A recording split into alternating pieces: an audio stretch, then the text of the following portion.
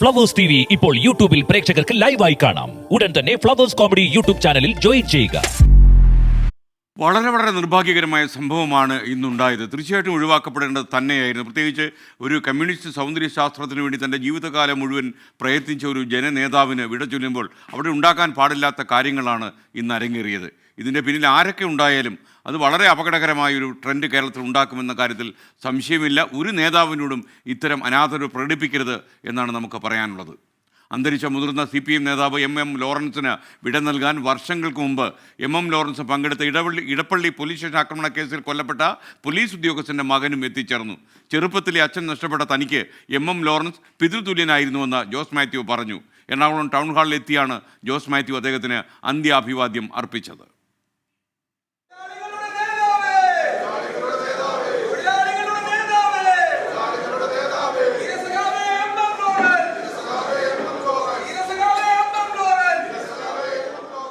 MM ലോറൻസിന്റെ രാഷ്ട്രീയ ജീവിതത്തിലെ സുപ്രധാന ഏടായിരുന്നു 1950-ലെ ഇടപ്പള്ളി പോലീസ് സ്റ്റേഷൻ ആക്രമണം. പോലീസ് അറസ്റ്റ് ചെയ്ത നേതാക്കളെ മോചിപ്പിക്കാനുള്ള സഖാക്കളുടെ നീക്കം ആക്രമണത്തിൽ കലാശിച്ചതോടെ 2 പോലീസുകാർ കൊല്ലപ്പെട്ടു.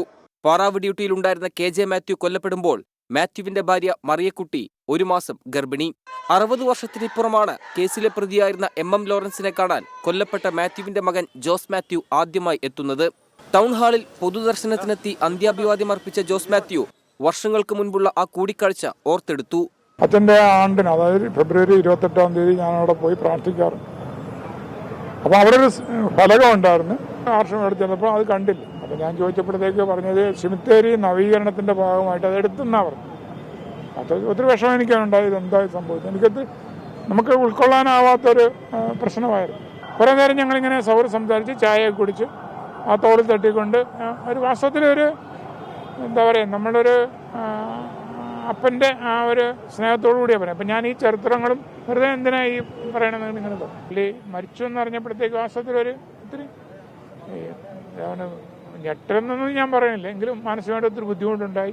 പിന്നീട് അങ്ങോട്ട് അച്ഛൻ നഷ്ടപ്പെട്ട ജോസ് മാത്യുവിന് ഒരു പിതാവിന്റെ വാത്സല്യവും കരുതലും MM ലോറൻസ് നൽകി. ലോറൻസിന്റെ മകൻ ML സജീവൻ സഹോദര തുല്യനായി. ഞാൻ ജോസായിട്ട് പരിചയം വന്നതിന് ശേഷം മിക്കവാറും ഞങ്ങൾ തമ്മിൽ നല്ല അടുപ്പാണ്. ഒരു സഹോദരനോട് പോലെയുള്ള ഒരു അടുപ്പമാണ് എനിക്കുള്ളത്. ജോസിനും അങ്ങനെ തന്നെയാണ് എന്നോടുള്ളത്. എപ്പോഴും കാണാറുണ്ട്. ഇന്ന് മരിച്ചു എന്ന് പറഞ്ഞപ്പോൾ ഓടി വന്നു, അല്ലെങ്കിൽ ഇടയ്ക്ക് അപ്പച്ചനെ വന്ന് കാണാറുണ്ട്.